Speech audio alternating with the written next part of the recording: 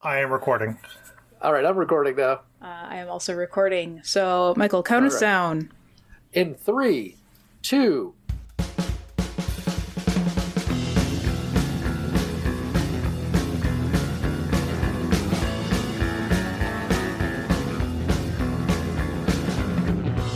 Hello and welcome to Going Over Our Freds, the internet's best podcast about Fred Olin Ray that I know about. With me, as always, is Meredith. Hi. And we have a special guest today. We have another Michael, but probably closer to a Mike. And who is this? My name is Mike, yes. Thank you for having me. Anytime. I've known Mike for about 20 years, and we've talked for about 45 minutes in those 20 years. But it's a very close relationship we have. Once in person, though. Yeah. We were once both in New Orleans at the same time, unbeknownst to one another, and hung out. And had a drink.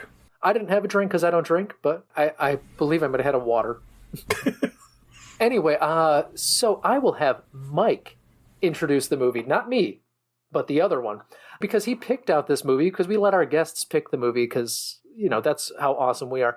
So what was the movie that you picked for us, Mike? So the movie that I picked, well, actually, it was kind of we picked. My podcast mate and friend Charlie was also supposed to be here, but was waylaid by personal things, so he wasn't able to be here, and he's very sorry about that. But the movie that we chose was Cyberzone, also known as Droid Gunner. I had narrowed down a list of like 4 or 5 movies that I thought seemed promising, and then Charlie narrowed that list down to like a couple. And then at that point, I noticed that Mark Singer was in this movie. And Charlie's a huge fan of Beastmaster, starring Mark Singer. And so I was like, it's got Mark Singer. We gotta pick that one. Awesome. And then I read the plot synopsis and realized that this movie, Cyberzone, a.k.a. Droid Gunner, is a ripoff of Blade Runner, and was like, even better. Droid Gunner, Blade Runner, I mean, it's sitting right there in front of us. Mm-hmm. Now, I didn't realize that Beastmaster had big fans. I thought it was just people who had seen it a lot on TBS in the 80s. For Charlie, it was HBO. Oh, HBO, okay. He actually sent me, since he couldn't be here, he actually sent me a little thing. I'll go ahead and just read this now, if that's okay. Yeah, sure. So, what Charlie wrote was, I love Mark Singer. His career is fascinating. Too handsome for TV. Too TV of an actor for movies, at least those that he made. I grew up watching Beastmaster on HBO. Pretty sure HBO means has Beastmaster on.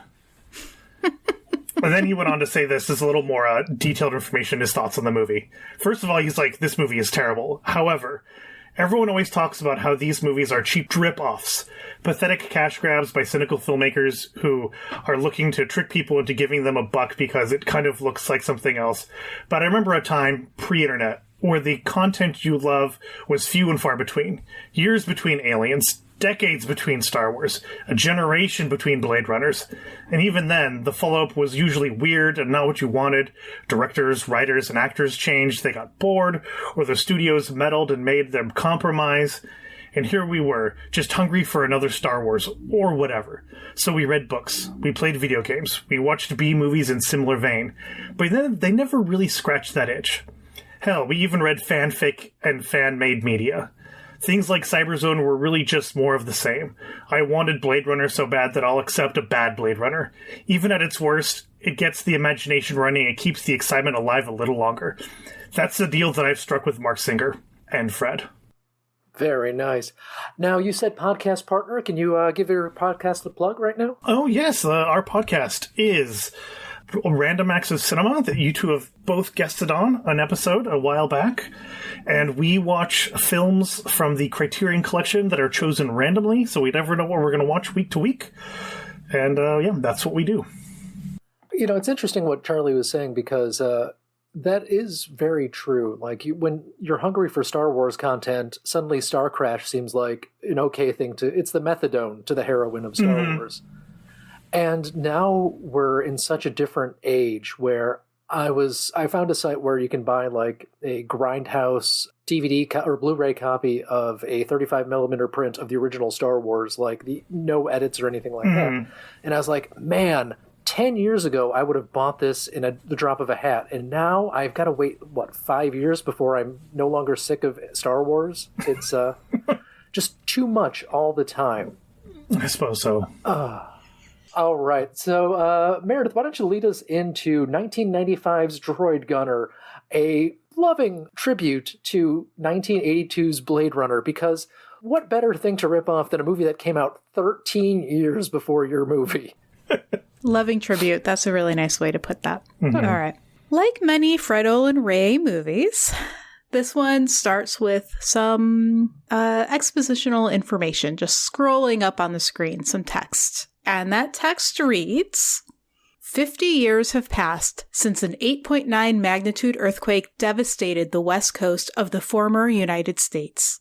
California, Oregon, and Washington were all lost to the waters of the Pacific. Phoenix, Arizona has become the busiest sea and spaceport of the new West Coast. But Phoenix is a city divided. The wealthy live and work in high-rise towers and domed suburbs. They are free of crime and free of pollution for those who can afford it. The rest of the people live on the surface, in alleys and tenements choked with smog and crime, hoping for a chance, hoping for the future. Gives us a lot of info that we won't use, but... Yeah, so much set dressing. Did they mention the underground cities in there too, or the under the sea ones? No, that was a surprise to us. Right here, it's just like high-rise towers and domed suburbs. Like, oh, and by the way, LA's an underwater city too. Right. Nothing about that. Nothing about that. Was, I guess, we would call it a very pleasant surprise when we get there. So, what is the first character we're introduced to here is played by, the Beastmaster himself, Mark Singer, who, if you don't know him from Beastmaster, you know him from V. And if you're obsessed with voice actors, you might know him as the voice of Man-Bat on Batman the Animated Series. But he's playing a character called Jack Ford, nice. And he's playing a cowboy-style character, and Jack Ford is, John Ford, naturally, the director of many of the great Westerns. What his counterpart, who will show up later in the movie, is named Hawks. But sadly, he is not named Howard Hawks. Just the last name that is a tribute to him. Aww. But it's, I love it because I don't know if it's Fred Olen Ray or the writer of this script who threw in those little touches, but it's just such a stupid reference, and I kind of love it.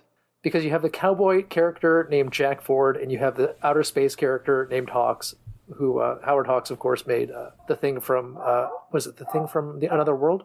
No, I don't know. I didn't catch those references at all. This news. Oh, okay. Yeah. Yeah, I did not make that connection. And I was about to go look at the, I always like when I'm having these discussions, like to have the Wikipedia page up, just so I can look at cast names and stuff like that. And this movie doesn't have a Wikipedia page. We've got to fix that. If you go to Fred Olen Ray's like filmography, it's there, but you can't click on it. It is black. It is not blue. If you deep dive a little bit, there is a French language version of the Wikipedia page for some reason. Maybe Fred Olen Ray is big in France like Jerry Lewis. That's so weird. Okay, but anyway, let's go to the opening scene of the movie. Sure. What's happening in this opening scene? Well, we are in the year 2077, and every time I see the future now in a year that is within the next 100 years, I do a little bit of math. I'm like, oh man, I'm going to be a little old lady, like shrunken, mean, hitting people with a purse at this age. But anyways, 2077. I'm going to be in my... I'm not going to live that long. God willing, right? Who wants to be in their 80s and 90s? But two guys are fighting. They're both mid-30s, so they're in the prime of their lives. They don't care. They're fighting each other real hard. One of them is Jack Ford. The other is some nobody. Jack Ford shoots the other guy in the mouth, and that's okay. It's skillfully handled enough to have, make the viewer understand that that's what happened. Sure, great, awesome, better than some scenes I've seen. And this action causes a whole mess. This guy barfs out a bunch of wires and tubes and oil, and so now we know oh, he's an android. Gross. More than should actually fit inside of his head come out. Yes. Yeah, and they don't make any effort to look like. I thought it was supposed to be part of his face was supposed to be missing, but no, it's just a bunch of wires and stuff sticking out of his face, like he's wearing a Bane mask outside almost. Right. After this scene, I wasn't thinking about the physics too hard, because if a bullet into the mouth causes wires and stuff to like come forward out of the mouth. Well, I don't know what's going on. Who knows? Oh, what you're saying is there's a second shooter on the grassy knoll. Yes. Okay. That's what I'm saying. Anyhow, so the android is defeated by this action, and Jack Ford takes out a really fancy dagger that I put in my notes. It was such a fancy dagger. I was sure it was going to show up later. He takes this fancy dagger that we never see again and beheads the android with it. He takes the head with him. And puts it in a bowling bag. We should really have a drinking game where anytime there's setup with no payoff or payoff with no setup, you take a shot, because it happens a lot in these movies. The trick is you never know whether it's going to pay off or not until the movie ends, and you go, oh, wait, all those setups didn't pay off, so then you have to do a bunch of drinks as the credits roll. Yes! It turns into day drinking with Seth Meyers at the very end, yeah. All right, so the next scene, we see Jack Ford, and this is setting up two things. He's got a soft spot for kids. Great. That also doesn't come up again. Right. Mm-hmm. And he's got this pocket watch on a long chain that he values highly. So he encounters a street urchin in the alley, and at first I'm like, oh no, because we don't really know that he's a good guy yet. And it's like, what's he going to do to the kid? He just does a magic trick. He turns his watch into a coin and gives the coin to the kid, and the kid runs away, and he's like, I'm such a good guy. I feel so bad for the kids. Like, okay, so the only point of this scene is this is your save the cat moment to show that your guy's a good guy. Yes. But this is the most annoying scene in the movie because he does some very simple sleight of hand, but they do like 4 cuts, so he didn't actually have to do any magic. He doesn't have to do any sleight of hand because they just cut from one shot to another shot. Like it's easy, yeah. Yeah, it's too easy. Like, there's no fun to the scene. Oh, like if he'd trained for like half a day, they could have done it in one shot and actually done the magic trick? Yeah, like 20 minutes. Like, if he can't do it, he can't do it. Oh, I see. You're the Simon Cowell school of like, you either are magic or you're not. You cannot learn magic. He's not going to learn good enough prestidigitation in 20 minutes to make a convincing thing in a movie. I'm giving him that one. Wait, Mike, do you know prestidigitation? The word no.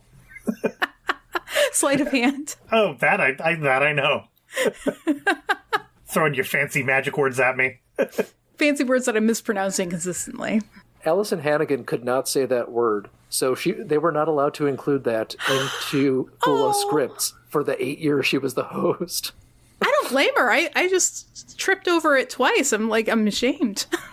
Yeah, and she's got Buffy money, so you listen to what she has to say. Exactly. Well, she was the witch, so she would know. Anyway, magic. All right. So save the cat. Let the kid go. He's a good guy, which is great to have set up because immediately he goes to a strip club. Like all good guys do. Like all good guys do. And the best thing about the strip club is that we come back to this same strip club a few times in the movie. So you get to know the one stripper that they have. That we eventually learned is a mutant, but I thought was some sort of dark elf? Yeah, she has like cat ears and stuff like that. Okay, so this is an actor who I cannot believe has not been on this show before, or has not been like in one of these movies before. The stripper, yeah. Oh.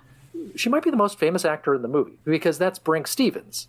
Now, Brink Stevens is part of that like power trio of Linnea Quigley and Michelle Bauer, who were the 3 80s scream queens that showed up in every movie. Oh.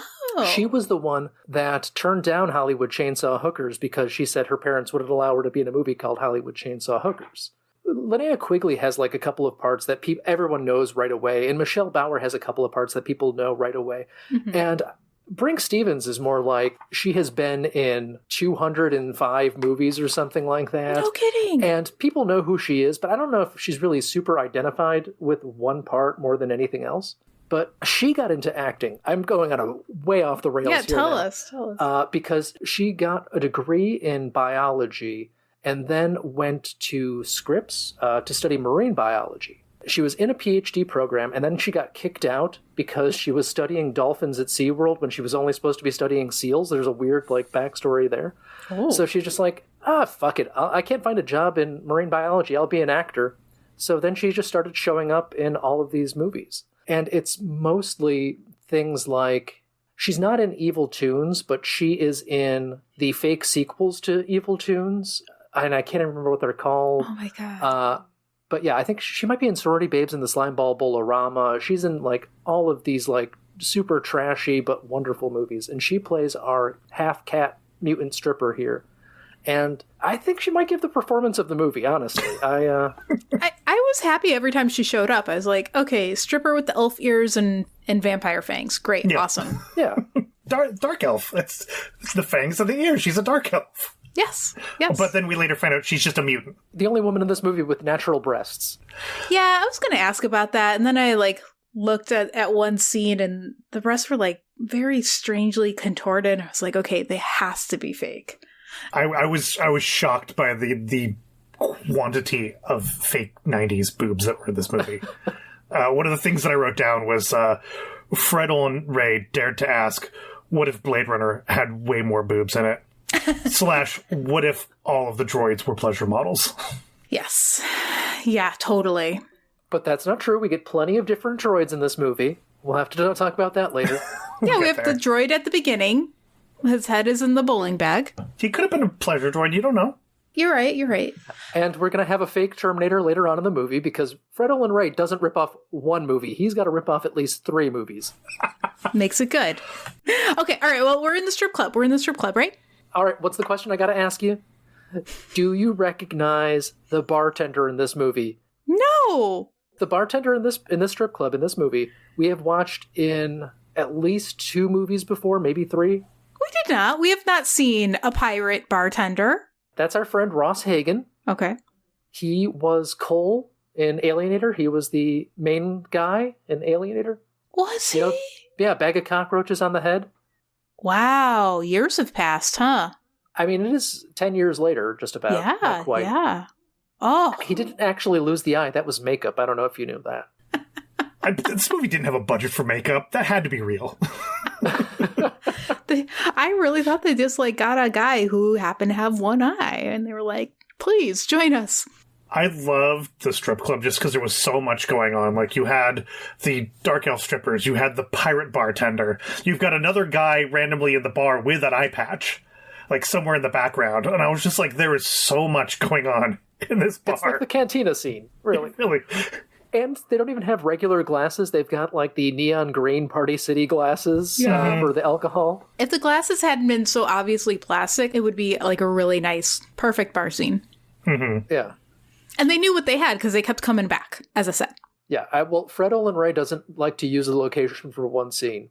If he has the location, he's going to use it for a couple of scenes. I read his Christmas book, and I know how he thinks now. Oh, yes.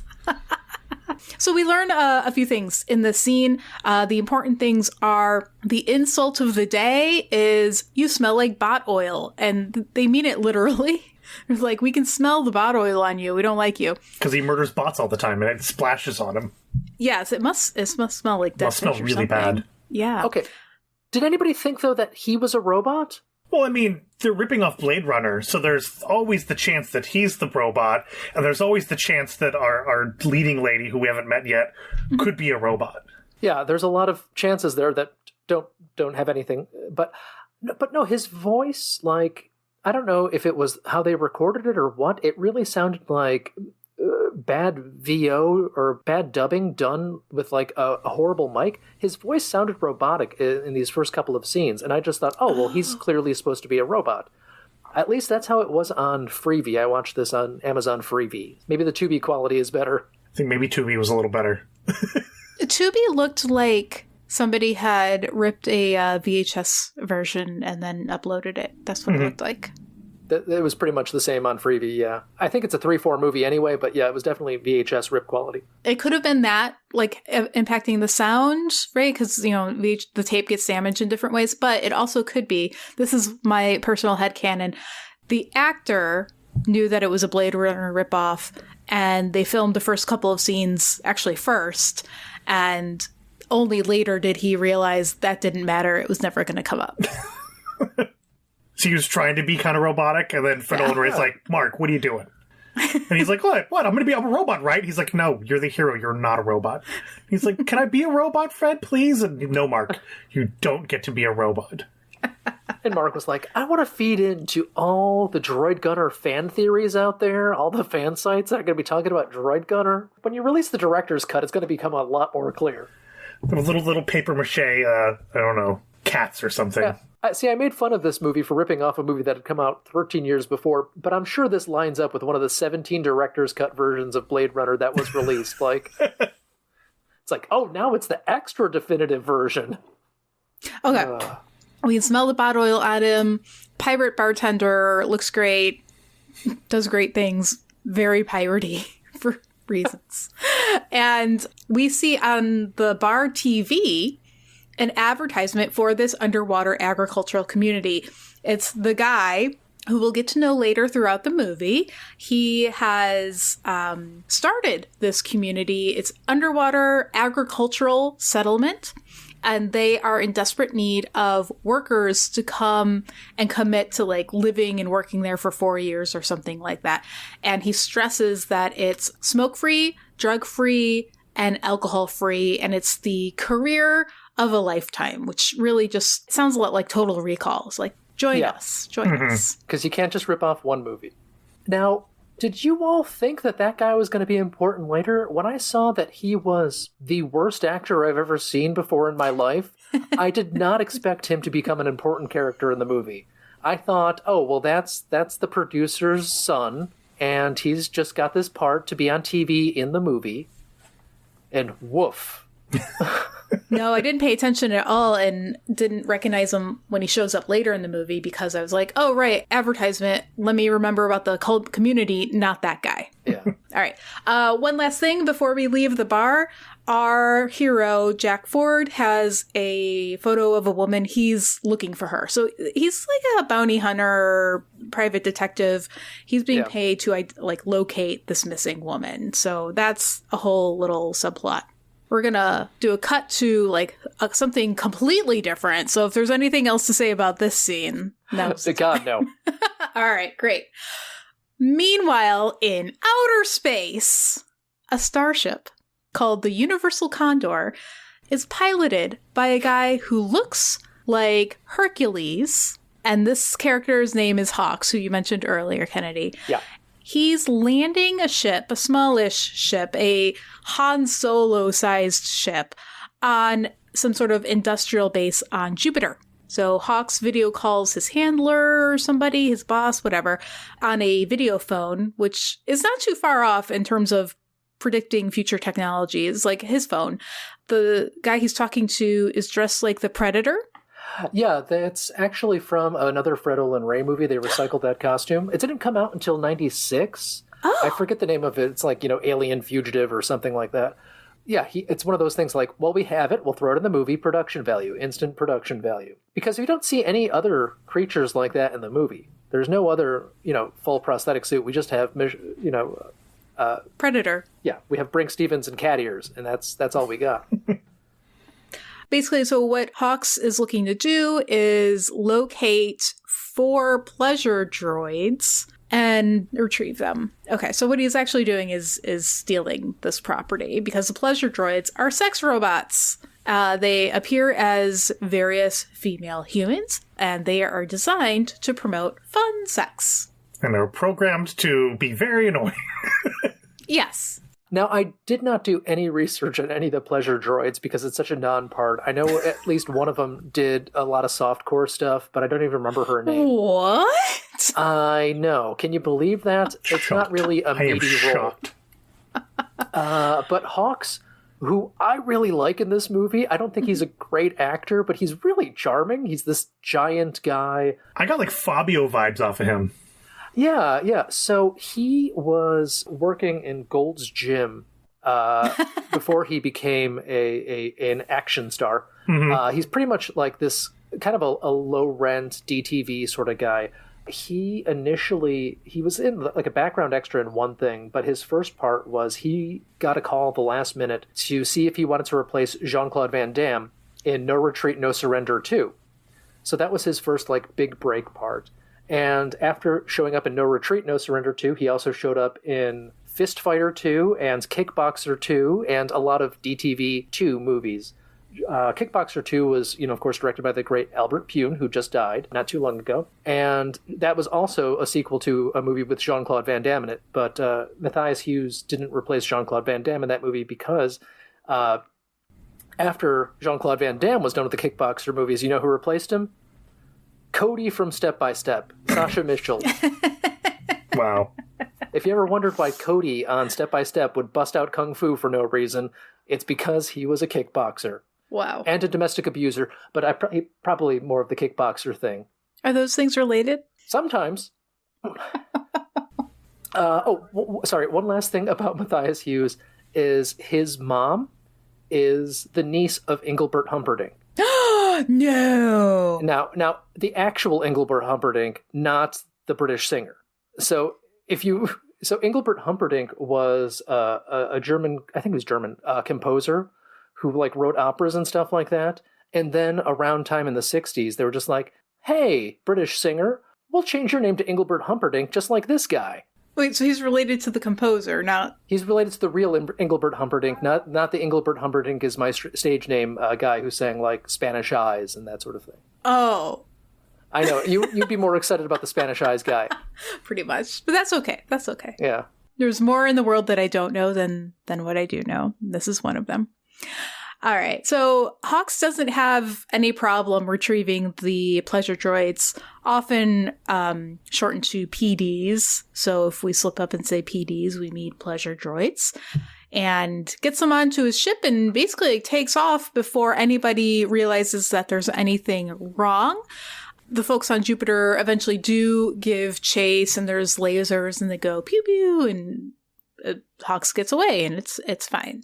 And it's certainly not recycled footage from Roger Corman's Battle Beyond the Stars. If that's what you're thinking, you'd be wrong. That is definitely not recycled Roger Corman material. I'm lying. It did look suspiciously good. Yeah. It's a pretty good sequence. So yeah, very out of place in this movie. Yep. We are given some fun droid facts throughout the movie up until this point, which seemed important enough for me to make note of them, but turns out not to be. They are. Droids are illegal. Fun. They might be able to pass as humans, if they tried, who knows. And they might turn out to be smarter than humans. This is not explored at any other point in the movie. Well, I mean, we do have a human who passes as a droid later on in the movie. Yes. The smart thing doesn't really matter, and the illegal thing only kind of matters because our main character is a smuggler who's not like Han Solo at all, if that's what you're thinking. Mm-mm. He's not giant German Han Solo. And he doesn't have his own Jabba the Hutt in this movie at all. Definitely not. Not at all. Not a ripoff, all capitals. Okay, but all right, we're back on Earth. And Jack Ford is being tormented by memories of his past. He's dreaming, he's nightmare waking up, blah, blah, blah. Wakes up to a phone call, which it was either like a message on his answering machine or that was the phone. I don't know, whatever. It was an answering machine. He is summoned to meet a Mr. Reginald because Reginald's got a job for him. Mm-hmm. That job is... oh no, 4 pleasure droids have been stolen, and they're more than likely going to show up in Phoenix's black market for reasons. From Jupiter to Phoenix, that's the pipeline, obviously. Yeah, right? Where else are you going to go? Saturn? Come on. Any of the other spaceports on Earth? Phoenix is the hub of the entire planet, clearly. You are right. Okay, a couple of quick notes here is the instant production value we have of the Dr. Reginald's office, or Mr. Reginald, or whatever the hell his name is because it's filmed at the Donald C. Tillman Water Reclamation Plant, and they did nothing to dress it up. It's just, it looks like that. There's a building that looks like that, and he filmed there. You know, it's a cool building. Why not take a shot of it in the movie? Makes sense. Exactly. And then we have our Mr. Reginald is another returning face. This might be the most Fred Olen Ray movie that we've done so far because there are so many returning cast members. Mr. Reginald is played by an actor named Cal Bartlett, who we've seen a time or two before, probably most memorably as the sheriff in The Shooter, who, starts eating the sex worker's ass before he stabs her to death. Yeah, I remember that. So Mike, you got to see that movie. No, the shooter is not good. It's not entertaining. This is by far the most entertaining movie we've watched this year, I think. We'll do a thank you, Charlie, for the choice. Yeah. But yeah, cool building, good production value. Mr. Reginald describes the situation. He's got these are very valuable droids. They've been stolen. Please go get them. And furthermore, I have an employee that will be joining you on this journey, whether you like it or not. So there you go. That's your trope. His new companion is Beth. She has never been to the surface of Earth. She's grown up in these high rises. And her special skill is the ability to shut down a droid without killing or maiming it. And also that Beth should have been a robot. Yes. But she's got such a complicated personality of lady who is kind of a stick in the mud. But then she lets her hair down and she gets sexy. Yeah, she gets sexy at various points in the movie. Beastmaster asks her, have you ever even been to the surface before? And she says, no, but I've seen it in National Geographic. It was amazing. It's good to know National Geographic's still around in the future. Yeah, 70 years later or whatever this is. I also forgot my other favorite line of the movie, which is when Matthias Hughes is trying to herd the cats when Hawks is trying to herd all these sex workers into one place, or sex droids. He's like, I am turned on by women following me in single file line. That was very funny. Actually, it's a runner, and it shows up 3 times in the movie. Although they blow it because he sends them on their way, and they are not following behind him. They're just walking in single file line. I know this is jumping ahead, but I love at the end when they're trying to get away, and one of them just keeps walking into the wall. Yes. It's really cool. They're walking through the tube, and the one just keeps veering left, like it's got a broken, a flat tire or something. To be honest, the actors playing the pleasure droids and the actor playing the Hawks, they had really gotten the memo. They knew charming, what they were doing. Funny, They knew what doofusy movie when they they were needed in. to be. Yes, totally agree. And then they had their very large, shapely, perky breasts that they were Gravity defying. Yeah, they were point those here, point them there, and they were doing it. So good job all around. Anyway, so now Beth is in the movie. That's an actor named Rochelle Swanson, who is not in anything I know. I think she stopped acting about 20 years ago. Oh. She had some minor parts and stuff, but nothing that, is super notable until she shows up in another Fred Olen Ray movie, I'm sure, a year from now. All right, Yeah. So Jack and Beth, they begin their investigation in one of the alleyways of the surface of Earth. And they start by interviewing a couple of guys who are cooking, I think, a rodent or multiple rodents on an open trash can fire situation. Yep, they are credited as bum number 1 and bum number 2. And this is not the first movie we've watched this season where bums have been cooking some sort of rodent on a trash fire. So you've got to stick to what you know. Mm-hmm. And since this is the Fred Olen Ray All-Stars, bum number 1 is, of course, a familiar face. Is he? Yes, Meredith. Yes. No. This is Mr. Hoke Howell, who played one of the hillbillies in Alienator, who played the bartender in Shooter, who played the lawyer in the last movie we watched, Bikini Drive-In. Actually, that was the last one. That was second to last. Okay, but he was older then in the bikini movie. We have seen him in every decade at this point, and he looks exactly the same. I disagree. Anyway, he did a great job in this, though. He's got a full-on monologue and stuff like that. Yeah. He is very serious. It would do any community theater proud. He's got a large friend who doesn't really have any lines, who is just a kind of a minor actor, has only done a couple of things. He's really into her hair. Yeah, he's pawing at her, yeah.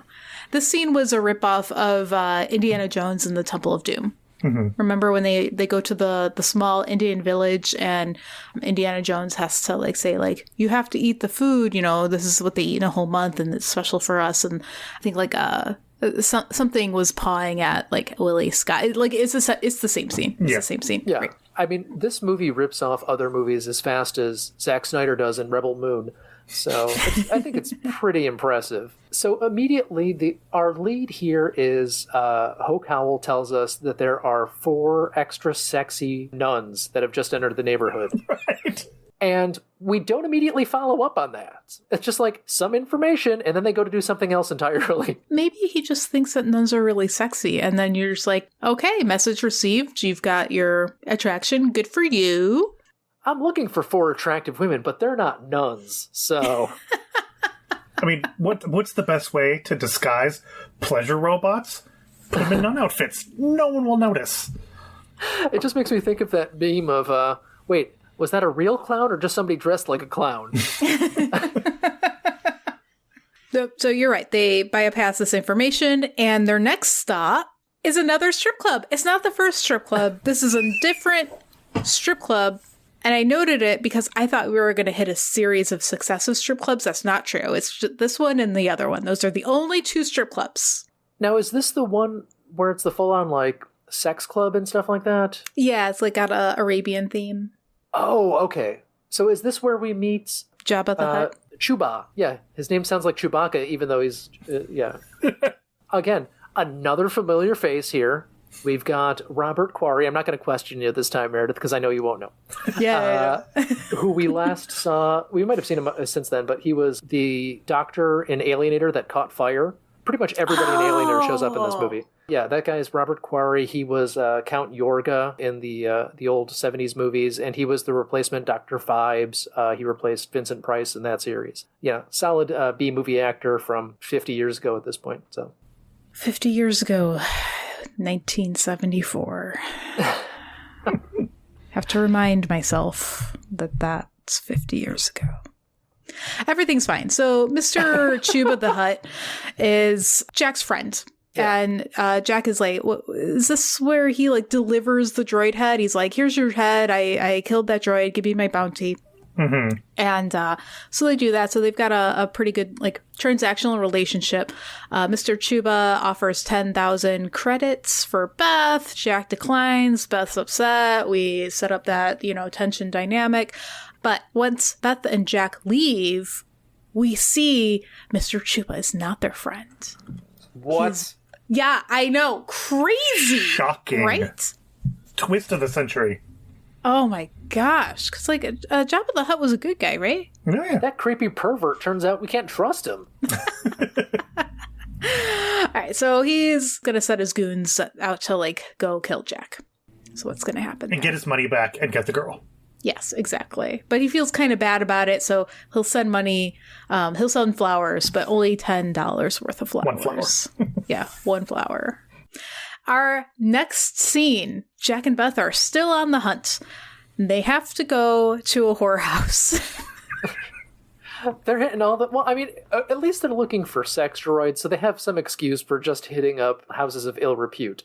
So they go to the first one they find, obviously.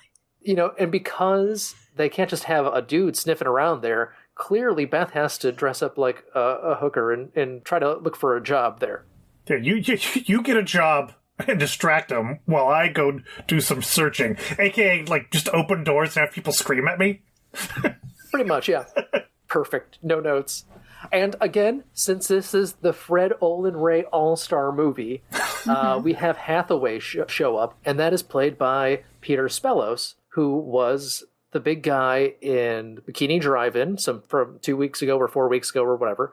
And he was your fake Orson Welles in Billy Frankenstein. Yeah, he died last year. He was a big voice actor. Did a lot of anime dubs and video games and stuff like that. Oh, that's a bummer. Yeah, I did clock him. I was like, yes, another fake Orson Welles, but it turns out it's the same. That's the same fake Orson Welles. So while the investigating is happening, Jack Ford's got a scanner. It'll chirp at him if there's a droid nearby, and sometimes it chirps at him when giving a false positive scan. So he's got to go close. And there's genuinely the funniest moment in the movie is when his scanner goes off. He walks into this room. A couple are having sex. We get a real up close and personal on the sex having before he enters the room. And he's like, don't mind me. Pardon me. I just gotta check if you're a droid, And they're both dumbfounded. It was good acting all around. 100%, yeah. It was great. And then he leaves the room, walks back in 20 seconds later and says, oh, by the way, throws the photo at her. Your husband's looking for you. Yes. Yes. I don't know if I've seen a movie before where the mix between intentional and unintentional laughter is so balanced, because sometimes these Fred Olen Ray comedy bits do not land at all, and I think that the jokes mostly hit here. It's pretty funny. Like, I would also like to say, to go back to how Bikini Drive-In was shot like people were having sex in the dairy aisle of a supermarket, the sex scenes in this are way better than the sex scenes in that movie. They actually have, the Skinamax lighting, and they look good. The movies basically came out in the same year. I don't know what the big difference is here. Yeah, they both came out in 95. And I think the lighting was blue. That was the difference. Yeah, I think it's just, the gel on the lens was enough to make it better. And I think the DP of Bikini Drive-In served as the second assistant DP in this, so it might have even been framed or shot by the same guy for all we know. Mike, does this sex scene compare to anything you've seen in the Criterion Collection? Very, very similar to... So no, it's not. Doesn't quite stack up. You heard of 9.5 weeks? This is 10.5 weeks. This is 2.5 weeks. It's a fortnight. It is a fortnight. All right, so we're done with the whorehouse. Beth successfully distracted the employees, but she had to do a job interview, so now she's in different clothes. She's dressed in like a bustier, a leopard print bustier. Her hair's down, her glasses are off. She's had her hot makeover. And so now they're on to their next thing, but they don't get far because Mr. Chuba's goons show up and they attempt to kill them, but Jack takes one, Beth takes the other. They're both good at fighting. They team up. This is their moment of sympathy, and they prevail. They don't kill the goons, but they prevail in the fight. Yeah. I mean, Chuba sent two guys after them. One is like a 60-year-old Asian man, and I don't know how they failed. Beth had previously stated that she had done like virtual reality combat training, so we could get that paid off right now. I did appreciate that Beth actually was capable of, like, handling herself and wasn't, like, for all the cliches of this movie, Beth wasn't your cliche, like, damsel in distress. She's like, no, I'll kick this guy's ass myself, thanks. And I was like, oh, way to go. For all the misogyny rampant in this film, there was a little bit of, like, hey, you got one thing right. Yeah, well, I feel like Fred Olen Ray likes to do the exploitation stuff, but doesn't always hit the sexism as hard as, like, a Jim Wynorski might hit. Mm-hmm. Due to the goons' failure, our main bad guy, who we've now seen him and we recognize him from the video earlier, his character's name is Charles Humberstone? Humberstone, yeah. Humberstone, okay. He lines up another assassin, and this assassin is like suspiciously large, suspiciously tan, suspiciously golden-haired, suspiciously has an Austrian accent. So I don't know what he was supposed to be. He goes by a different name in the movie, but this is an actor named Diederik van Niederveen, who is not German. I believe he's Danish or Dutch or something like that. But in this scene, I want to say it might have been one of my favorite scenes in the movie because the scene starts and Humberstone is at his desk holding his fist on his desk. And then it's like 2 seconds pass and somebody yells action. And then the scene starts. I don't know what happened here with the editing, but it was just like, he's waiting for the scene to start. It was impressive, is all I'm saying. I was impressed when the android opened his mouth to speak, and I was like, is he trying to do a Schwarzenegger, like, accent? Like, are they trying to, like, make this a Terminator knockoff? And I was like, wow, they actually... Because at first I was like, wait, I misheard that, right? I'm like, no, this is... That was just me hearing things, and he, like, spoke again. I was like, no, they're just going for it. All right. Yeah. Mm-hmm. I'm along for the ride. Oh, yeah. All sorts of beautiful, unintelligible accents here, because as much as I love Matthias Hughes as Hawks, when he talks, he says oral program multiple times, and the closed captioning says all program. Like, they have no idea what he's saying. The closed captioning is just kind of guessing as to what this man is saying at any given time. It's Phoenix, man. It's a melting yeah, pot. it's that Phoenix accent, you know?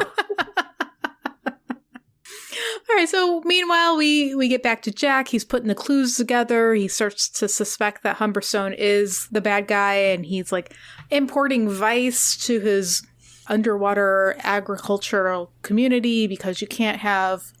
Well, this is true. Like, you know, you can't have all work and no play, and... The Shining taught us that. Oh yeah, exactly. You got to import the vice. And this is, not to bring like history into it, but once upon a time I visited Seattle and went on a history tour, and it was very, very fun. And we were like on Skid Row, and they were like, what I learned in that tour was there would be like an industry that would spring up, in Seattle it was logging, but it could have just as easily been oil rigs or whatever. And you get an influx of young men who need a job and are going to send money home or whatever. And what do you get when you've got like a bunch of young men? Job opportunities for women. And that's just kind of like the pattern of the last couple of centuries. I don't know what happens now. What's the gold rush of today? Crypto? I mean, the situation where you have young men with money that they can't spend is near any army base. Oh, that makes so much sense. I just wasn't thinking. I was like, I was going to make a crypto joke. Yeah, no, I mean, I'm sure we could rip off all the crypto bros we want, too, because they'll buy anything, as NFTs have proven. So, or the Cybertruck. Oh, gosh, yes. How awful. Oh, my gosh. So I can't even drive in the snow. You know what? That car would not look out of place in this movie. It would have. It would have fit right in. Because it kind of looks cheap and stupid. Mm-hmm. Absolutely. So they're putting the clues together. They're like, hey, wait a minute. This might be, all of this might be related. They head back to strip club number 1. So our mutant stripper is back and dancing. We're like, hey, mutant stripper. Ooh. They are now looking for a ride to the underwater community. It's called New Angeles. The assassin finds them there. He attacks. So now there's a fight scene. It was pretty well done. And Beth uses her skill of shutting down the android. So she hops on his back and like it's like a pen and like drills his ear or something. It's handled. It's handled, and she does it. Handled very easily too. Almost comically easy. Can I point out one of my favorite moments in this scene? So when the fake Arnie attacks Mark Singer and they start fighting, our pirate bartender kind of like it cuts to the pirate bartender and he just kind of like points at them. And it's this very like unnatural like action, like he's not sure what's like if he wants to point, but he kind of like hesitantly points at them, and then it cuts back to the fight, and I'm just like, what was the purpose of him pointing at them fighting? Like, he doesn't say anything, he just points at them. I'm like, yep, those guys are fighting in your bar. And I was just like, thanks, pirate bartender. Just wanted more of him. Hardly believe it. Ross Hagen, brilliant actor, I love him. And then Beth takes out a 1990 laptop that's nice and huge, and she hooks it up to the weird chip behind his ear, maybe? It's like in the back of his head? Yeah, behind his neck, yeah, I think. She can only get, like, 3 pieces of information it was? Because he's self-destructing, right? Something like that, yeah.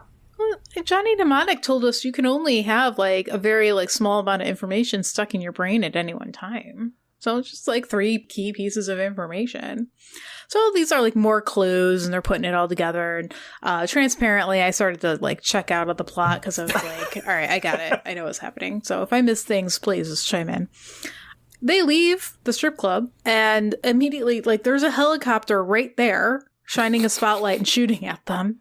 I love that Mark shoots the helicopter with his like gun, his handgun. Yep. And the helicopter explodes violently.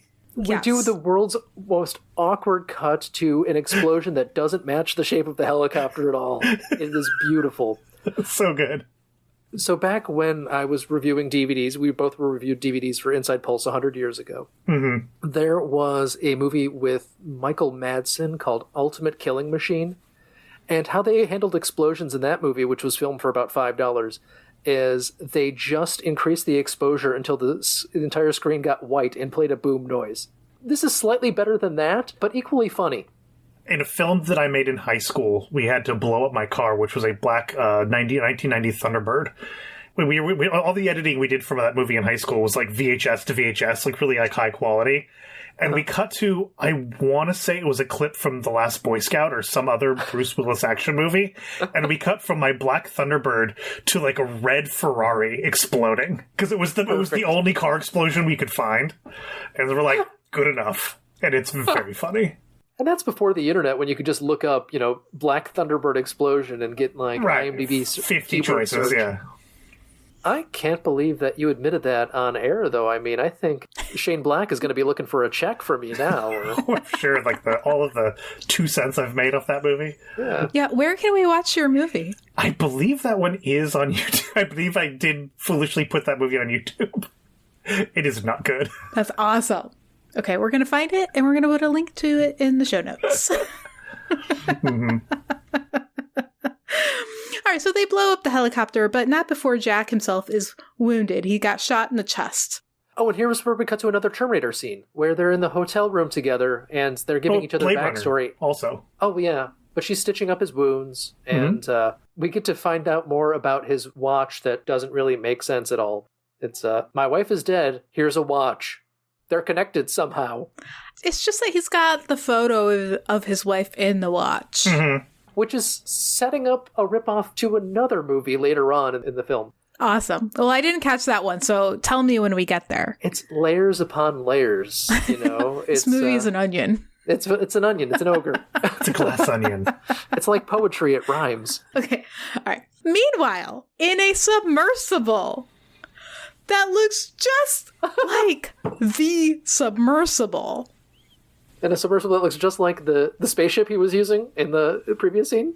No. Like the one that imploded. Oh, yeah. I mean, it's not an exact match, but it is very close. I was like Leonardo DiCaprio in that movie pointing at the screen. Once Upon a Time in Hollywood. Yeah, and I'm sure they spent about an equal amount of money on the controls for the fake and the real submersible. Yeah. I mean, it looked really good. I was so impressed. I was like, oh my God. Yeah. All right. So we're on our way to the underwater agricultural community. And it's Hawks again, because he has been contracted to do a job and deliver the pleasure droids. So, but now he only has 3. What happened? Exactly. Scene missing. Yes, they are dressed as Catholic. Well, mostly Catholic nuns. I've never seen Catholic nuns have a black veil over, well, like a black lace veil over everything. They're generic nun. Look, they went to Spirits, the local spirit Halloween store. Yes. Yeah. Grabbed 3 sexy nun outfits off the rack. They also bought the glassware for the bar. Mm-hmm. So, yeah. They bought the tinsel curtains that are going to show up later in the movie that separates the droid storage room. And you know what happened? The Spirit store only had 3 nun costumes left. And they're like, we got 4 actors. Sorry, we've only got 3 left. They're like, all right, sorry, you're fired. We don't have another costume for you. We'll figure out a reason why later. All right, so similar to when he got them off of Jupiter, they are doing their darndest to distract him. He is doing his darndest to convince them that his major turn-ons are compliant cargo. And it's the exact same scene, except they slightly redecorated his spaceship to be a submersible. Yes. It's the same shot, the same everything. Yes. It's just the same scene. But it's very short, so I don't mind. Well, Andy's being attacked by 3 horny women instead of 4 horny women, so I guess it's completely different. And they're dressed like nuns now. Totally different. It's great. They're not topless anymore. Totally different. For people whose kinks are 3 women instead of 4. I mean, you know. All right, so they get there. He unloads the cargo, the pleasure droids, and they meet up with Humberstone's right-hand man, a guy named Walsh. Okay, now we're really deep into the movie, and this is the first that I put 2 and 2 together that Phoenix, Arizona has the Old West style, because Walsh is wearing this kind of Old Westy shirt. And I was like, that's weird for an underwater agricultural community in 2077. And then I realized, like, Fred Olen Ray loves Westerns, so he, like, shoehorned it in there. Yeah, he loves B-movie genres of all genre. Like, yeah, he loves the Westerns, he loves the 50s, like, schlock scientists in room explaining backstory. He loves all this stuff. Walsh is a guy named Kim Schreiner, who is not recognizable, super recognizable to me, but everybody's mom probably knows him because he is a soap opera guy. He's been in all, like, the major soap operas like General Hospital and Bold and the Beautiful and Young and the Restless and, like, different parts on all these things. I think he was probably most famous for being on Port Charles, the General Hospital spinoff. Those are more soap operas than I knew existed, so good on you, Kennedy. Oh, yeah. I mean, my mom watched General Hospital and One Life to Live all the time. I think she still keeps up with them now that they're, like, Hulu exclusives or something. Oh, wow. Online now, yeah. Wow, interesting. I think I watched like maybe 2 months worth of Days of Our Lives back in like 97.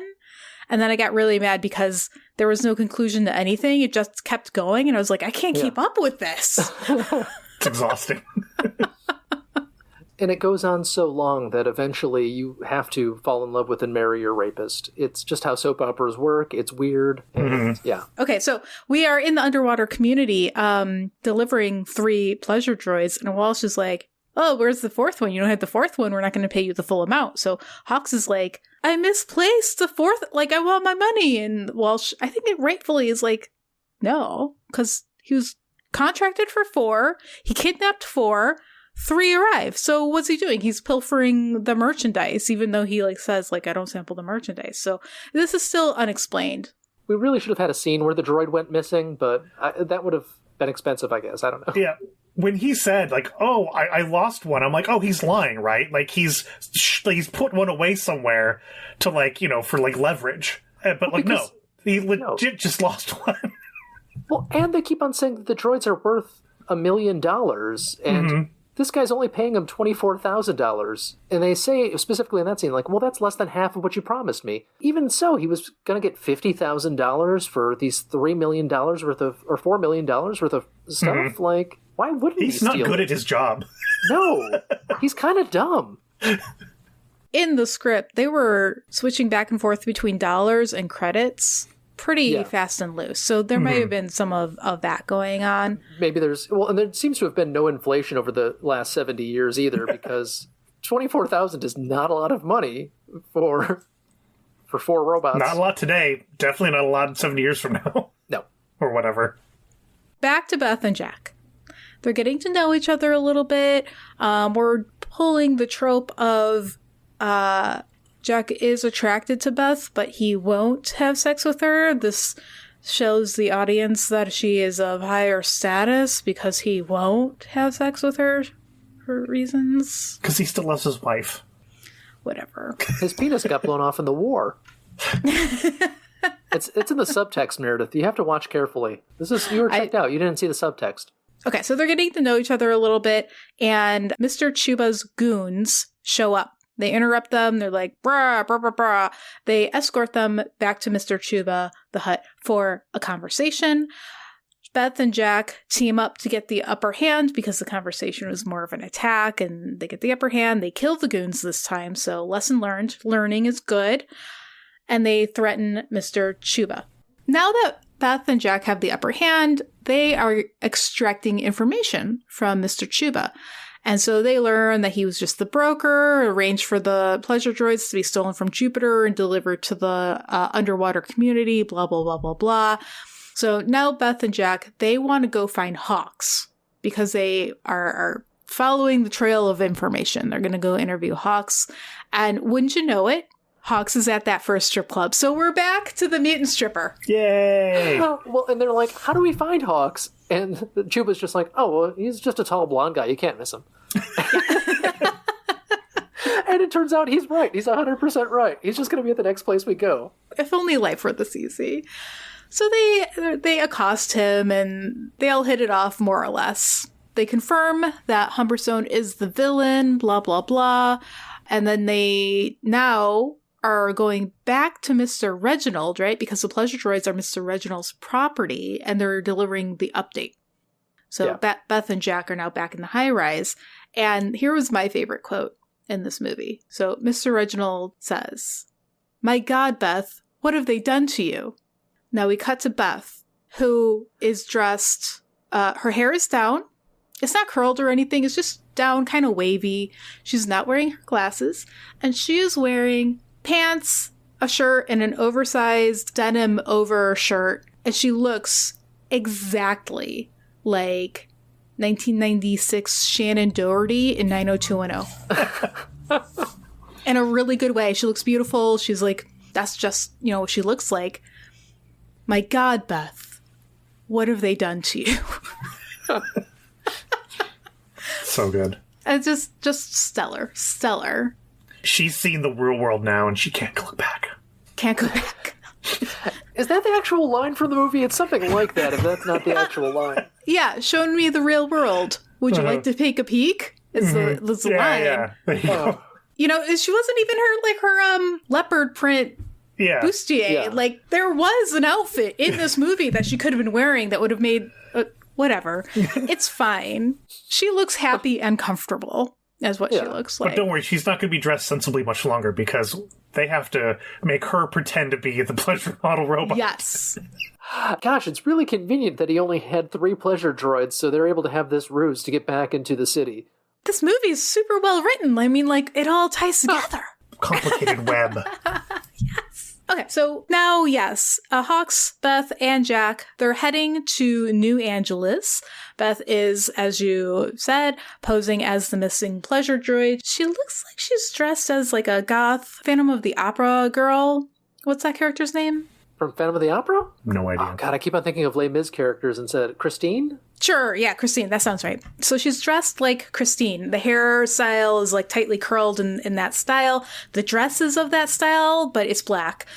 She looks gorgeous. Like, she's got her eyelashes all done, makeup's flawless. Outfit by Fredericks of Hollywood. Actually, yeah, it's like a tasteful, it's a long-skirted Fredericks of Hollywood. This is the first time tasteful and Fredericks of Hollywood have been mentioned in the same sentence. First time, for sure. So they're on the submersible again, my favorite part, submersible for life. So they arrive, and Hawks is like, here's the missing pleasure droid, I want my money. Jack has hidden himself, and he gets off the submersible, and he's like immediately in the back tunnels. So there's like giant tunnels. It's got to be like one hallway that they film from a different angles, but we're there for the rest of the movie. Yeah, they're in some sort of factory setting. Yeah. It's very similar to the one that we saw in the Treat Williams movie. It looks like the nuclear power plant from Critical Mass. Yeah, tunnels. Yeah. Okay, tunnels and pipes. Tunnels. Jack is going to be fighting people in the tunnels for the foreseeable future. Just, he's there doing that. He does throw somebody over like a railing, and that guy does scream. It is not a Wilhelm scream. Okay, so I'm glad you mentioned this, though, because this movie has every stock sound effect ever. That, like, door slamming and creaking noise, the, like, glass breaking noise, it's, like, got the most generic sound effects you've ever heard in your life, the most recycled ones. I did not hear the Wilhelm scream, and I did not hear the, like, cat screech, Rah! But other than that, I mean, it's like the Kurlan Nescar that when Captain Picard drops it, it's that like stock like psh sound. No, that's a 2 inside baseball. But anyway, I just wanted to complain about the sound effects of this movie, which were done by a reputable sound man, but I don't think he's spent any money on them. I don't think there were any new sound effects created for this movie. It just makes me sad when there's an opportunity for a Wilhelm scream and it is lost. Okay. All right. So meanwhile, Jack's in the tunnels fighting. Hawks has left with Walsh to get his payment.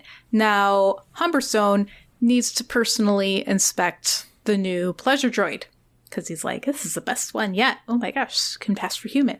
And he goes to sexually assault our female lead here. And well, you know, he thinks it's a pleasure droid, yeah, so. But the way these scenes are put together, they have about 2 minutes worth of action, while like 10 minutes worth of action happens in all the other scenes. There's some weird time dilation going on because she is about to be assaulted for so long, and there's just these long action scenes happening during all of this. And even before the action scenes happen, Jack gets yelled at by some crew members for not being in uniform, and he gets attacked by them.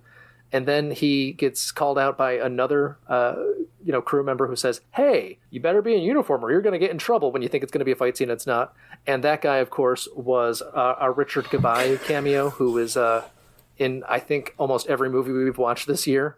He was the I've Seen It All terrorist from Assault on VA-33, and he was, once again, Bikini Driving. He was in Bikini Driving. God, when you make a movie in 1995, you just use all the same people multiple times, I guess. And then you mentioned a guy going over the railing. One guy gets shot and has a railing death, and I believe that was Fred Olen Ray. It certainly looked like him in the shot, because I kept on waiting for a railing death, and then I'm like, oh, wait, he's going to do it himself. I could be wrong, but from the 2 seconds VHS quality rip that I watched, it certainly looked like Fred Olen Ray going over that railing. And it wasn't a spectacular railing death. He was only halfway up the flight of stairs, and we didn't see where he landed. Maybe it was his scream then. Maybe he was too vain. He didn't want to have some stock scream. That was a Fred Olen Ray scream. It's a Fred Olin Ray original. Oh, cool. And so while Jack is having this fighting scene with all of these guys, Hawks is having a fighting scene mostly against the soap opera guy, Walsh, right? Yes. Mm. And there's a whole bit where like Walsh has him dead to rights and shoots him, but his gun is just out of bullets for no reason. Yeah. It's not even a misfire. He forgot to load it? I don't know. There's like... There wasn't a moment like, hey, I outsmarted you and took the bullets, like in Die Hard, like, no bullets. But no, it's just for no reason. Well, so Hawks could survive. You know, for a couple more minutes at least. Yeah. For a few more minutes. So yeah, this is going on. Eventually, Humberstone catches on. He realizes that this droid is in fact a human female. Diseased. He's so repulsed. Yeah, it was like, that was the greatest, because he'd like kissed her and he's like, wait a minute, you're real. Like, think of the disease. He like wipes his mouth. He's so perfect. grossed out. That was the only good acting that guy did in the movie, was the disease. That was really funny. And that's the reason that why Walsh and Hawks are fighting, is because... Oh yeah, because Walsh finds out that the jig is up. And then again, to Beth's credit, she kills the main bad guy. Like, she's like not our hero, not Hawk. Like, no.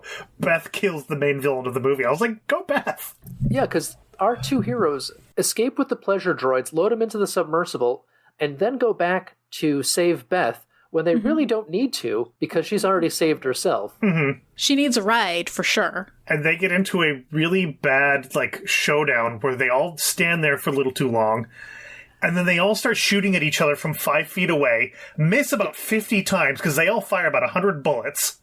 Yeah. And then finally Hawk gets hit, and then the bad guy gets hit. And I'm like, how did you all miss each other so many times? Like, there should have been like 3 shots fired. Okay, so that was a attempted remake of the Good, the Bad, and the Ugly scene there, because you have a three-way showdown. And I think he has like that special memento watch, either in that one or for a few dollars more. I haven't watched the trilogy in so long, the Man with No Name trilogy. So it might be ripping off 1 or 2 of those movies, because they're waiting for the watch to do nothing, because it's just ticking. It's a watch, and they're like ready for that showdown. It was incomprehensible. I was like, is this like psychic guy talk of like, we're not going to shoot right now, we're going to wait to shoot? It's just a completely incomprehensible reference unless you know what it's referencing. And even then, it's like not a very good reference. There's no like spin on it or anything like that. They're not even using different weapons. They're just using regular guns for this whole thing too. Like, there's no futuristic space weapons or anything like that. So yeah, you just get a ripoff of The Good, the Bad, and the Ugly. Yeah, also no danger of accidentally shooting an exterior wall of the underwater agricultural community, which... That's a good point. You'd think like, hey, we can't shoot that way or else we'll kill everybody in this town. Maybe we don't want to do that. Not an issue. I think that was a miss. Also, we don't get to see any of the agricultural stuff or just in the tunnel, but I understand why. Yeah. Well, and then, okay, so Hawks ends up getting shot and killed. Is it by Walsh or? Yeah. It's a Walsh bullet. Okay. And his dying request is, just make sure I get my share. Die. Yeah, he wants to die happy, meaning he gets paid. Yes. And Beth had, like, the coolest kill of the movie, right? Because, like, Humberstone had, like, it wasn't even a laser. It was a glowing stick, right? Uh-huh. So she just, like, turns that on him and he disappears in a flash of light. Basically explodes. There's no other weapons like that, but he has the Grandmaster, like, disintegrator stick. Mm-hmm. It just vaporizes. It was never shown before that scene, and never used again. Why set it up when you could just kill somebody with it? Surprise! And that makes me think of that fancy dagger way back at that first scene. That could have been a time to set up a really cool laser weapon, but yeah. Or his Travis Bickle, like, wrist gun, or any number of things that happened in this movie could have happened a second time. Could have. That would have required a second draft of the script. Alas. So that's the end of the big action, right? So Jack and Beth get in the submersible, head back up to the surface. They head back to Mr. Reginald. Mr. Reginald pays the bounty to Jack because they've retrieved the 3 pleasure droids, right? Right. Oh, right. I forgot. Like, we have the button on the ends that I called as soon as one of the droids went missing. I'm like, well, if it's not a trick, this is what's going to happen. Surprising no one, Beth opts to go with Jack and leave the pure air of the high rises in the past in exchange for dirty air and lung cancer. So, yay, love. We go back to, what was his official name? Bum number 1? Bum number 1, Hulk Howell, yeah. He's hanging out in the alley again, and mysteriously, out of nowhere, this woman, dressed like a nun. This hot nun just shows up out of nowhere and propositions him. So he's happy, and they walk off arm in arm. Yeah. She whispers something to him, and we don't know what it is. I wrote down this. It's good to know that there's one random pleasure bot out there just, like, sleeping with whoever crosses her path. Wait a second. That was the pleasure bots? Oh, man, I completely missed that. That makes so much more sense now, you guys. Yeah. What a movie. Any closing notes? I'm just so glad I got to... I was thinking the whole time, like, holy cow, I shouldn't be noticing how bad the sound effects in this movie are. And I'm glad I got to mention that. I really should have, like, taken some timestamps so you could pull it up on our TikTok or something like that, because it's just embarrassing levels of sound effects. So I don't know why I wrote this, but as I was watching the film, I felt inspired. I wrote a Stefan from SNL inspired, like, kind of synopsis of the movie, as if the movie was a bar. The New York's hottest club. Yeah. So I'm not going to do the voice, but I will read what I wrote. Awesome.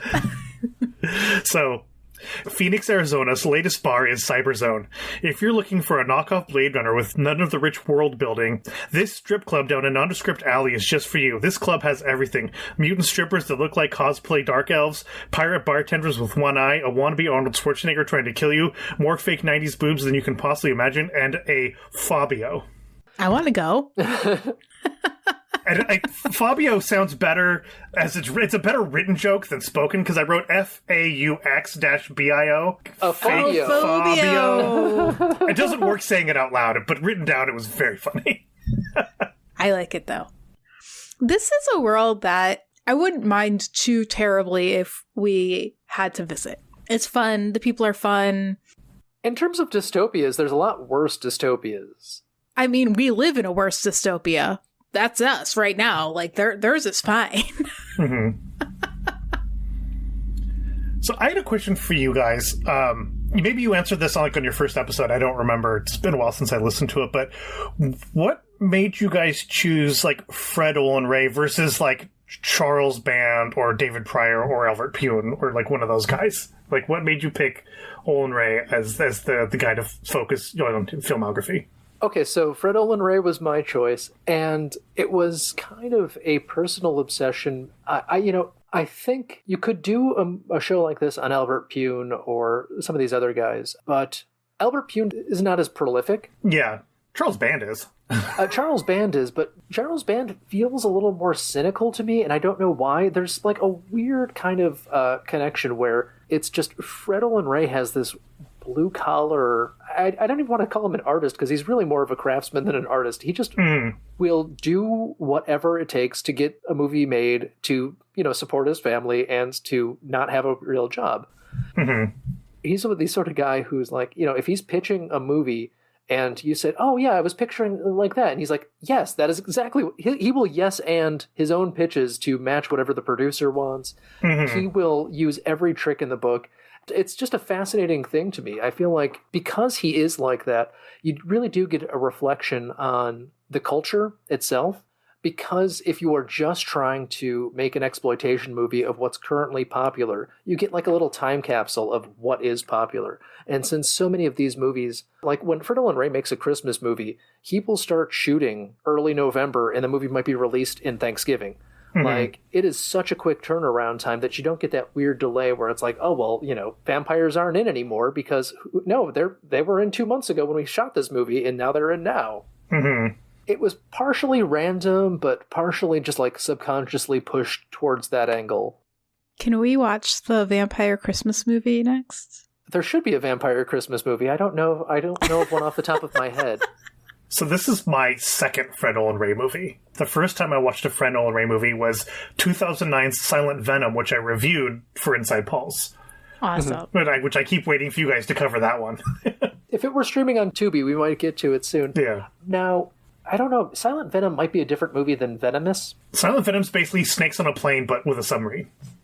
Okay, oh my God. Because I was just reading about another one of his movies, Venomous, which is kind of like what I was just talking about, where he basically did that scene from Ed Wood. Universal Studios was allowing a lot of their footage to be licensed. And he saw a bunch of footage from a 1970s snake movie that wasn't used and that he could get for cheap. So he decided to pitch a snake movie using the stock footage around to different producers. Oh, that's great. And one of the producers was like, oh, yeah, that's great. I was thinking we could do it like, what if it was just Outbreak, but with snakes instead of monkeys? And Fred Olen Ray was like, yes, that is exactly what I was thinking. So that is the movie Venomous, which is just the movie Outbreak, but with snakes instead of monkeys. That looks like that one came out in 2002. Different than the 2009 Silent Venom, both snake movies. Just looking at the names of some of these movies, I'm like, man, you guys have such a breadth of things to choose from. Bikini Frankenstein. I mean, like... We've watched 2 Bikini movies and 1 Frankenstein movie, but not Bikini Frankenstein yet. No, I was thinking next week we're going to visit a genre which we have not done yet, and that is a Fred Olen Ray, what he calls a woman's thriller, which is the Lifetime-style movie. So I've got one of those picked out. But yeah, we've pretty much tried to hit one of every genre that he does, at least. So kind of moving around a little bit. But as I said before, maybe just through sheer happenstance that you and Charlie managed to pick the most Fred Olen Ray movie that we've watched yet. It's like halfway parody and halfway serious. It's got the intentional and the unintentional comedy. It's got just gratuitous boobs and sex scenes all the time. It's got reused stock footage and footage from Roger Corman movies. It borrows heavily from like this, that, and the other. It's got... just the people we mentioned. It's got Kel Bartlett returning. It's got Ross Hagen. It's got Robert Quarry. It's got Peter Spellos. It's got Hulk Howell. It's got Brink Stevens, who has worked with him a couple of times, but not in anything we've watched yet. It's got his guy, Richard Gabai. Everything about this is pure, undiluted Fred Olen Ray. And, okay, we got to get to the scores because I think this might be one of my favorite movies that we've ever done, honestly. Yeah, it's pretty good. It's pretty good. Mike, we rate on 4 criteria. Okay. 4. Effort, quality/production value, entertainment, and sense making. So it's a scoring 1 to 10. Half points are fine. Any questions before we get started? No, let's do it. Kennedy, you go first. What do you score this on effort? I think the script was half-hearted, but I think everybody else is trying pretty dang hard. So I think this is a solid 7 effort for this sort of movie. I agree. I think effort gets a 7. People are having fun and trying. Like, even with something as demeaning as 4 like topless pleasure bots, like they do some fun stuff with those thankless rolls. Like the one like running into the wall, like little things like that. And it's like I think these people were all having a fun time making this movie and like really trying to do something entertaining. So yeah, 7. That leads us into our next criteria, entertainment value.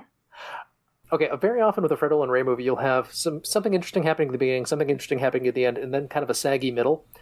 And this movie was pretty entertaining throughout the whole thing for me. Like, I really enjoyed this. I think, strangely enough, I think the last 15 minutes are probably my least favorite. But even so, like, I'm rating this high. This is like 8.5 for me. I really enjoyed this movie. And I think that's something perversely wrong about me, but I really like this movie. I've been watching a lot of bad movies recently. Like I mentioned, when I mentioned Charles Band, like I recently, over the last few months, watched all of the Puppet Master films. And then because of that, watched Doll Man and all the Demonic Toys movies. And then because I liked Doll Man, I watched all the Trancers movies because of Tim Thomerson. And so I've really just been like knee deep in like bad movies for the last 2 months. And so I think that's put me into a weird headspace where I could appreciate something like Cyberzone a lot more than I would have had I gone in without like prepping for it. So I think entertainment-wise, we're talking entertainment-wise, I think I will go 7.5. It was. I mean, there are a few lulls, and there are some few cringy moments, but for the most part, this was pretty entertaining as far as bad movies go. And Meredith, I will tell you this right now: Blade Runner, 4.5 entertainment value for me. What, the director's cut or the regular? All of them. I do not give a shit about that movie. Oh, I love it. It's beautiful 10 out of 10. visually. 10 out of 10, you crazy person. What about Blade Runner 2049 or 2047? Never watched. So good. So good. Ridley Scott does nothing for me, and I mean, the sequel I know is not Ridley Scott, but like, I just... They do the fan service, the world's super cool. Yeah, I don't care about fan service to a movie I don't like. I guess. All right. What do you rate this one on quality/production value? Oh, God. I'm going to be super generous and give this a 5. 3. I'll give it a 3. Yeah, there's so many Party City accessories here. I've got to remember that at least it's not a Christmas princess. A Christmas Princess did not have a submersible. Exactly, and that's why this gets a 5. What about sense making? Did this movie make any goddamn sense? Okay. So, people did not wear shoes on their head. Hamburgers did not eat people. I'm going to give it a 3 out of 5 for sense making. Yeah, I'm going to stick with that. I think it made a little more sense than that. I think the most nonsensical part was the not having the scene where he loses the droid. Mm-hmm. Yeah, I think that was the most like everything else I followed pretty linearly. Like him showing up with 3 droids and being like, I lost one, was just the most confusing thing in the movie. But I'll give it a 5. I think it made enough sense. I think in terms of that, yeah, I think you're right. I think in terms of story and plot, it pretty much only fails in terms of like fridge logic, where you're like, oh, well, I guess that doesn't make sense in retrospect, but as you're chugging along, it's fine. Mm-hmm. It's just in terms of like the setup and the payoff not coexisting, and in terms of the world building and stuff like that, Mike has convinced me. I'm pushing it up to 4. Okay. Hey, one thing we didn't mention earlier when we were talking about Mark Singer, he is cousins to director Bryan Singer. Oh. No kidding. Which is probably something he doesn't want people knowing, but, I thought that was interesting. All right. Well, this has been a pleasure. This is very fun. Thank you for having me on the show. Thank you for joining us, Mike, and thank you for suggesting this movie. Thank you to you and Charlie for this movie. It's been very entertaining. One of the best that we have seen. I'm glad we could bring that to you. Anything that you want to plug, Mike? Just, our podcast, Random Access Cinema. It's on all your streaming services. If you like hearing people talk about movies, we do that. So, and I have a book, a sci-fi book that exists that you can buy on Amazon. So I suppose I should plug that. Yes, it's called 7 Days, 7 Years. It's a sci-fi, post-apocalyptic future time travel kind of thing. And there's also a sequel. So if you like the first one, you can read the second one too. 7 years later. They're pretty good. Thanks. And, of course, his YouTube channel where you can watch that movie in the show notes. My YouTube channel where you can watch one of my bad high school movies and then some of my pretty decent college movies. So, oh, cool. I can't wait. I'm going to look that up. I'll send you a link. Did you work on that movie with Salwitz, too? Safe State. Yeah, I worked on him as a producer with him. So, yeah, there's Save State, too, which is available on Vimeo, I think.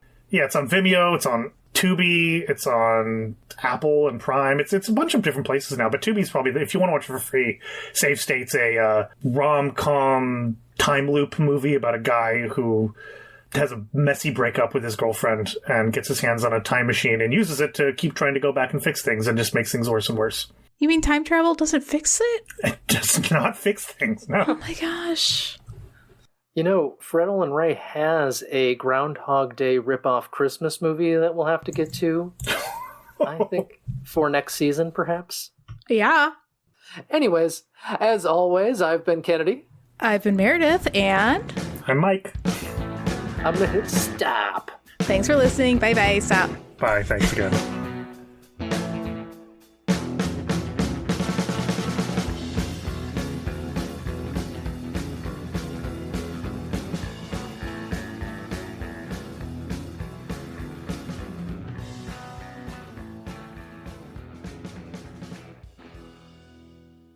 Is that all there is? Is that all there is? Going Over Our Freds was created and produced by us, Michael Kennedy and Meredith Halsey. Our theme was composed and performed by Justin Nozick. Find more music for him at Bandcamp. Search for The Plague Physicians. Artwork by Michael Kennedy. Special thanks to everyone who helped make the season possible, including the friends and family who let us watch these movies instead of this year's Academy Award nominees. And thank you for listening. If you'd like to hear more from us, subscribe to Going Over Our Freds on your favorite podcast app. Follow us on Twitter at Goof Podcast, and find us on Instagram at Going Over Our Freds. This podcast is for entertainment purposes only. For questions, comments, and complaints, email us at goingoverourfreds@gmail.com. Thanks.